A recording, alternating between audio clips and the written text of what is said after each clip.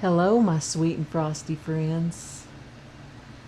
I hope everyone's doing well today. It is a beautiful, slightly windy day here in northern Ohio on Lake Erie. Thank you for joining me today. I wanted to pop on here, do a quick short. Y'all know how I am. So, I wanted to do a quick little talk about unity today. Unity. So I was cruising through Facebook, and we all have heard about the excitement that's going on with New York and how, the Knicks, took the, I almost said World Series because we're baseball fans, but they won for the first time in like 50 something years. And I honestly don't follow basketball. It's not really my thing. But the whole city just, came together. There are videos out there surfacing, these beautiful videos of people, from all walks of life coming together and celebrating, in this victory. And what a beautiful thing, right? Absolutely. Well, I love that, and I think that a lot of times, our entertainment, our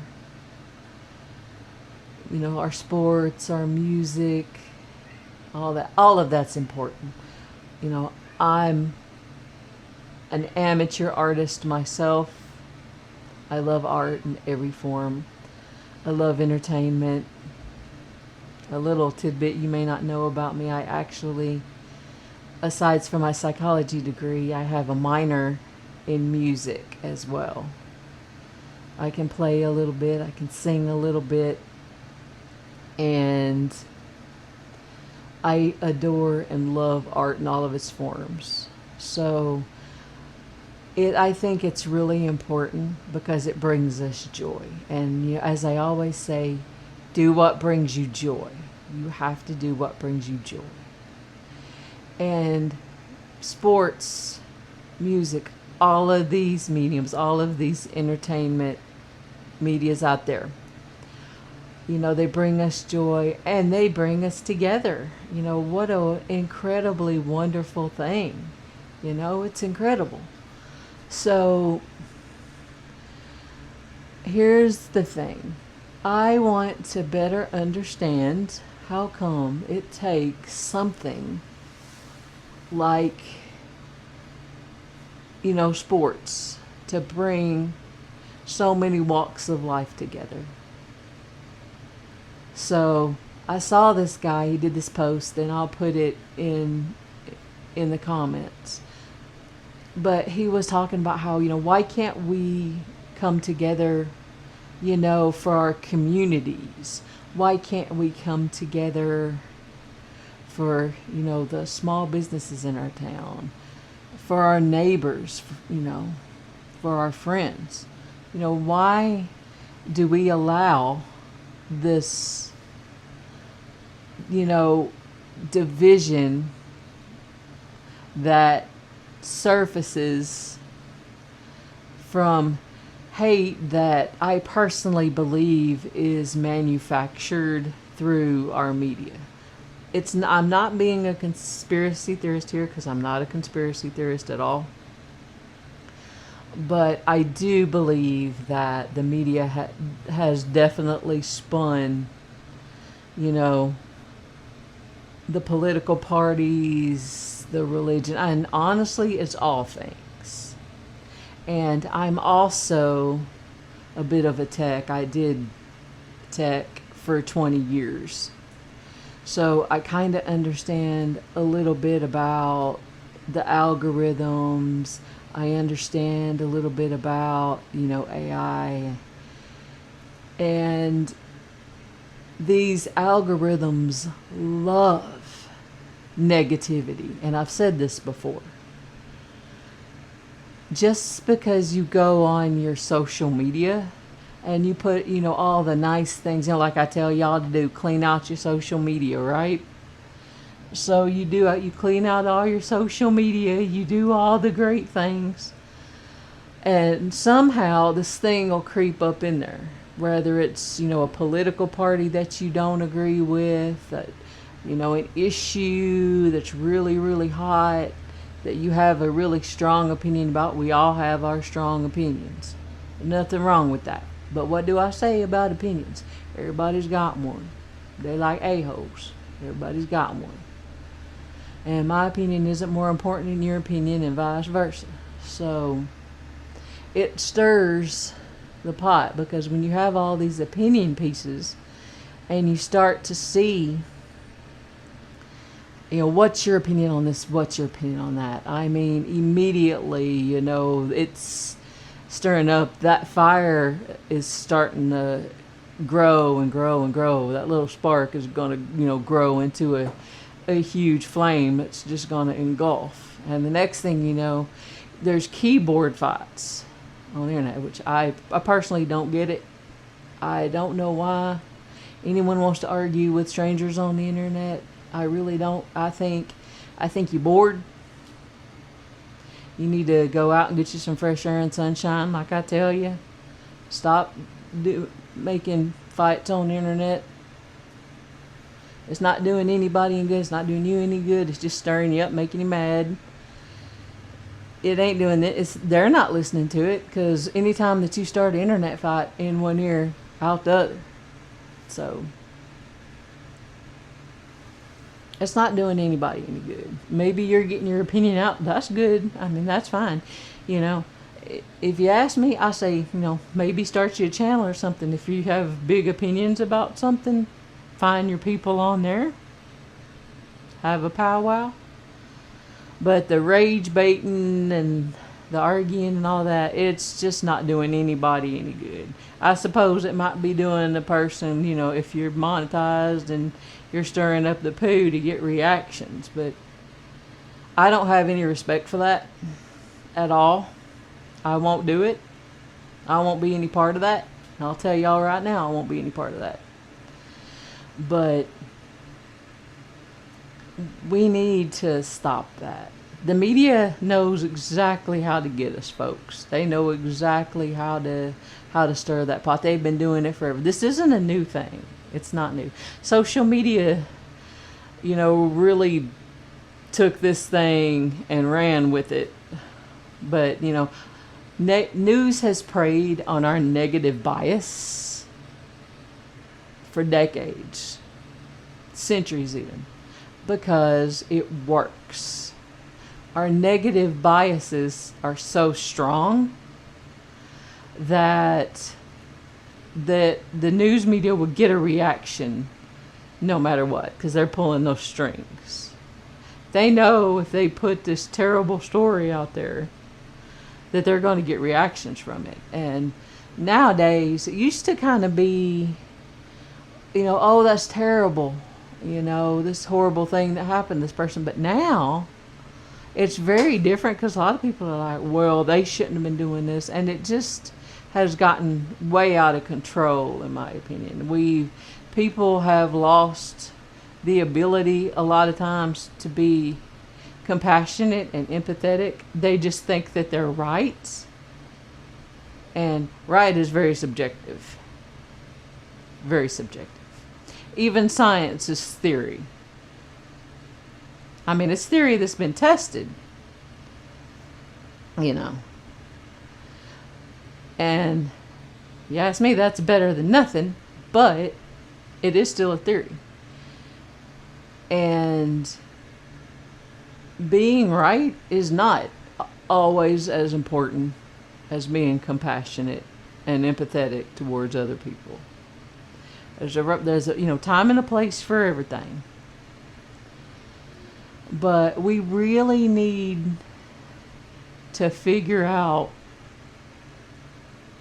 as not even just as a country, but just as human beings, how to get back to talking to people face to face. Talk to your neighbors. Talk to people who have different opinions than you do. You'd be surprised. You can be great friends with people that you don't 100% agree with. I have friends, and I'm like, there is no way that we would be on the same political spectrum. There's no way.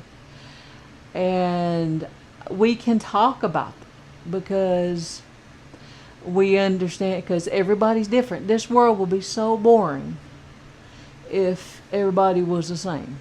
And every group, it's not just one group, it's every group has gotten generalized. Our problem is that we've put everybody in a box, and we don't allow for any leeway. If you believe this, then you have to believe this too. You can't have one belief about one thing and then and not be on the same side. So, example, you can't be for gun control unless you want to ban all guns. Or, you can't believe in gun regulation and still want to be a hunter. Things like that. That's an example. There's plenty of examples out there. I can go on and on. But there is a middle. And I think we need to get back to the middle, because we've got extremists over here, we got extremists over here. And I'll tell y'all something. I truly believe that the people who are in the middle, the people who see good and bad in both sides, which I really believe that's most of us, but our voices get drowned out because the extremists are so loud. They're so loud. And they can do that. I'm not saying you can't have a strong belief, because you can. But when you're drowning out, the middle people, because, it's the people who are emotionally regulated a lot of times, the people who are kind of in the middle, they're the ones a lot of times that can solve the problems, because they can see both sides of the spectrum. And we need to learn how to come together as a community. And I just want to kind of finish, because I've gone off on a little bit of a tangent. I do that sometimes. But I just want to say, folks, talk to your neighbors. Are they a different color than you? Talk to them anyway. All right? Do they believe something a little different? Do they have a sign in their yard that maybe you don't agree with? Why does that mean you can't talk to them? I don't understand that. You might talk to them and realize, man, they're so cool. We have all these other things in common, and we can talk about things. We can go out, we can celebrate, our lives together. We can have fun together. So we need to get back to that, folks. So talk to your neighbor. I want to challenge you to do that. Get out and talk to people. Because, man, when you get out and talk to people, it's so different. People are so different face to face most of the time. I mean, there's exceptions to every rule. But get out and talk to people face to face. And make a determination then how you feel about them. But a lot of times, if you go out and talk to people with an open mind, man, you might find a really special friend. You never know. We really need to get back to community and being neighborly. It's really important. But we have too many people in solitude. They don't get out. They don't talk to anybody. Maybe they're afraid to. Maybe they feel so different from the environment that they're in that they can't fit in. I have felt that way. You know what? I went out, like moving here, a year ago, it's unbelievable.